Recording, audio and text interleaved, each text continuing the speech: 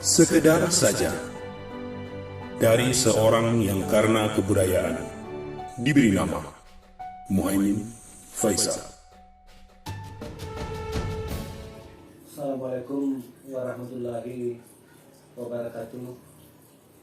Saudara, sahabat dan guru-guru saya di manapun Anda berada. Kali ini saya mau mencoba menawarkan sebuah gagasan yang saya beri judul Mandat Report. Andai kata menyambungi dan beberapa leluhur kita dari Pitu Lunasalu dan Pitu Babana Binanga adalah seorang YouTuber, mungkin dinamika politik, pertahanan keamanan, pertarungan kuasa yang menyertai dan menginspirasi sejarah perjanjian Lamongan Batu Diluyo akan dengan mudah kita panggil kembali secara utuh. Tapi karena kita mengandalkan ingatan pada sesuatu yang sesungguhnya terpaut jauh dari kita, kemudian tradisi tutur yang tentu juga mengandalkan ingatan, lantas membawa sejarah itu tiba pada kita dalam bentuk yang lebih buram. Juga andai kata para leluhur kita itu masih hidup hingga sekarang, sangat mungkin suasana kebatinannya tidak seperti dulu lagi, yang vibran, yang menggelora, yang menggebu-gebu.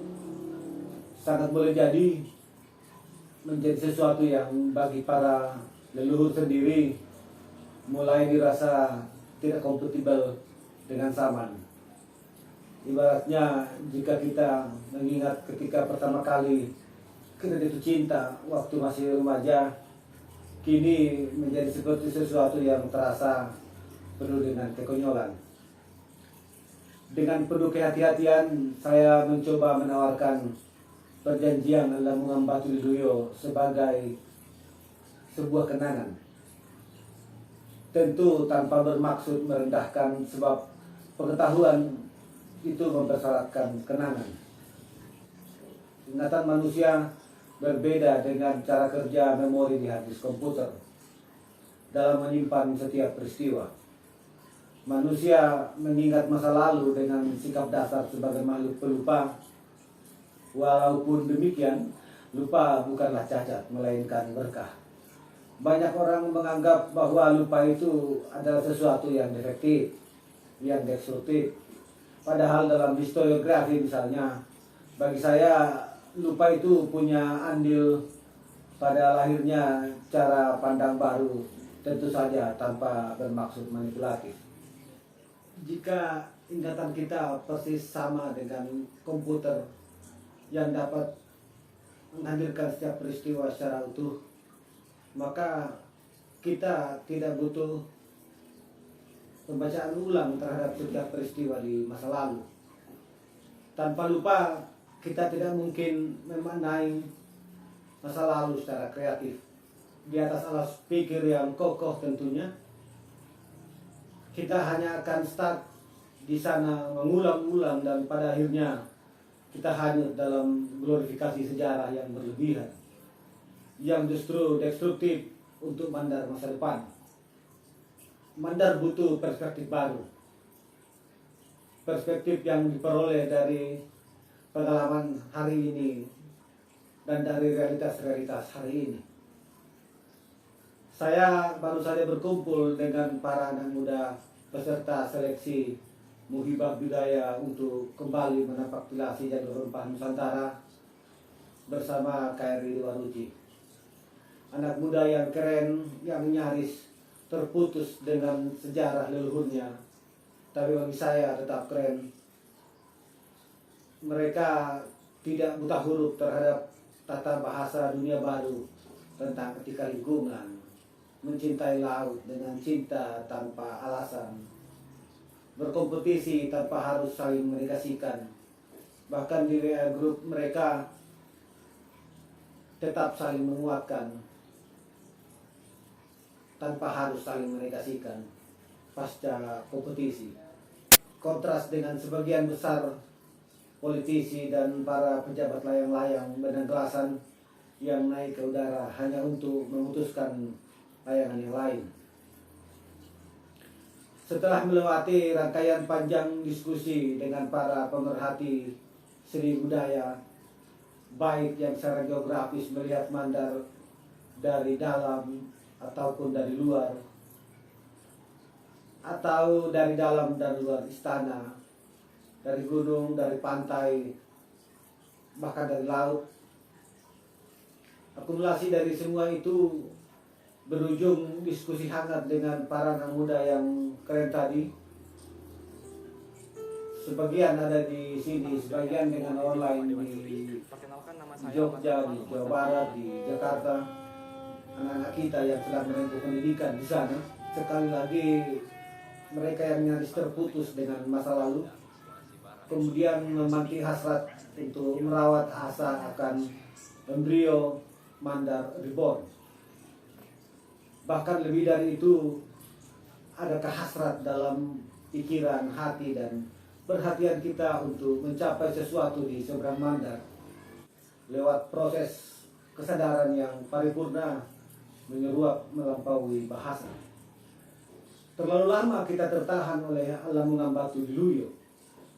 Tak cukup kuat hasrat kita, kalau tidak mau dikatakan sama sekali tidak ada, untuk melepaskan diri dari peristiwa permusyawaratan yang diselenggarakan di Luyo tanpa salah yang menghasilkan perjanjian yang monumental itu. Isi pokok dari perjanjian itu adalah kesepakatan bersama untuk menjamin ketentraman kerajaan-kerajaan persekutuan. Itulah sebabnya pengaturannya adalah Pitu Lunasalu, 7 kerajaan di hulu, dan Pitu Babandabidanga, 7 kerajaan di pesisir. Mengembang kewajiban menangkal musuh yang datang dari arah pedalaman, sementara Pitu Babandabidanga untuk menangkal musuh yang datang dari laut. Mungkin saja kita terjerambab terlalu lama karena menguntungkan sebagian komunitas, baik secara mental, strata sosial, politik, dan mencoba memperpanjang nafas dinamika politik yang melingkupinya ketika itu. Walaupun ini masih abstrak dan boleh jadi asumsi belaka. Mengapa layar di belakangnya seakan menjadi seperti tergelap? Misalnya tentang Napo yang telah lama dikenal sebagai salah satu bandar niaga terpenting pada pesisir barat Sulawesi, yang telah ada sebelum bandar niaga Talo, sementara Sompaupu baru dibangun oleh Raja Goa ke-9 Tumang Parisi Kalona. Pada masa itu pemerintahan di Napo mengalihkan kekuasaan atas Gorontalo kepada kerajaan Goa. Hal itu dicatat dalam buku harian Raja-Raja Goa dan Talo yang membentuk persekutuan dan melibatkan diri dalam dunia perdagangan maritim. Atau tentang pasang bandar di Teluk Kendari, mungkin juga tentang Teluk Tomini, atau tentang arsitektur Afrika Barat yang ada di Tumbu, Mamuju Tengah, atau bagaimana orang Kaili menyusuri Sungai Lariang, kemudian berjalan ke arah selatan selama sekitar 8 jam, yang kemudian diduga itu yang mendiami Topoyo sekarang. Ini menurut catatan Belanda. Mungkin juga tentang orang Kalumpang yang sudah lama mengadakan hubungan dagang dengan orang-orang Badak yang secara administratif sekarang masuk di Sulawesi Tengah. Atau tentang tradisi kerbau Mamasa yang sampai hari ini masih berlangsung di daerah pesisir di wilayah Tandung, tepatnya di perbatasan antara Kabupaten Majene dan Kabupaten Polewali Mandar. Atau tentang bagaimana kepiawaian leluhur kita mengarungi samudra menjadi terhormat di komunitas di seberang Mandar, jauh melebihi Mandar ketika itu. Kota-kota pelabuhan dahulu merupakan marketplace di mana berbagai kegiatan ekonomi, politik, dan kebudayaan berlangsung, berinteraksi dan berkulturasi. Nah, selain VOC merebutnya yang terproklamirkan dalam perjanjian bunganya sekitar 3.500-an tahun yang lalu. Saya menyaksikan dari jarak yang cukup dekat ujung dari episode kejayaan pelabuhan di Kabupaten Majene dengan lalu lintas perdagangan lumayan padat di sela-sela pergudangan VOC. Kota yang dahulu bernuansa Eropa dengan jejak kolonialisme dan invasi ekonomi kaum dagang. Sebuah suasana yang sesekali mengunjungi saya ketika mencium bau kopra. Kota Afdeling Mandar tumbuh dalam tradisi demokrasi modern, ada diskursus rasional, berkelindang di antara ideologi mulai dari komunisme, DITI, hingga berbagai aliran dalam Islam. Bisa duduk bersama di atas meja beach.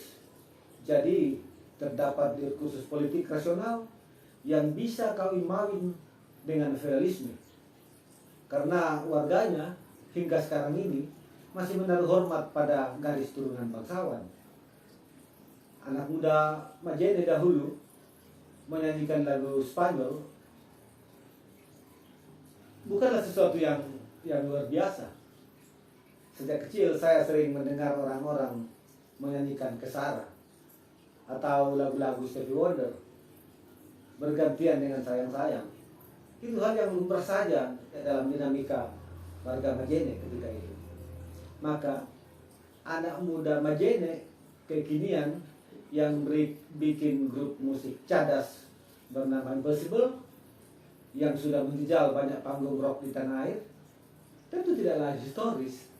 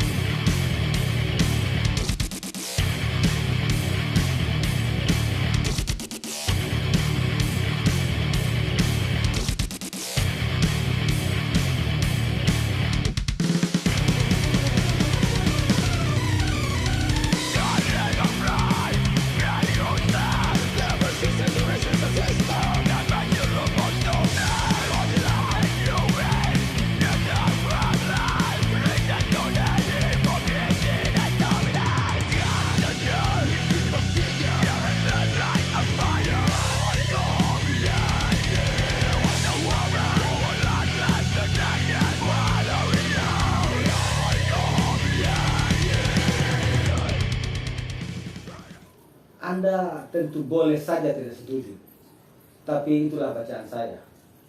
Silahkan Anda bantah dengan fakta alternatif melalui argumen yang kuat harusnya. Mandar kini bertemu dengan kemajuan teknologi digital, menumbuhkan berbagai fenomena baru melalui media dan jaringan internet yang menjadikan posisi anak muda kita mulai terkoneksi, yang mau tidak mau harus melatih diri menghadapi sesuatu di luar dirinya secara mandiri. Karena itu kita butuh Mandar Reborn.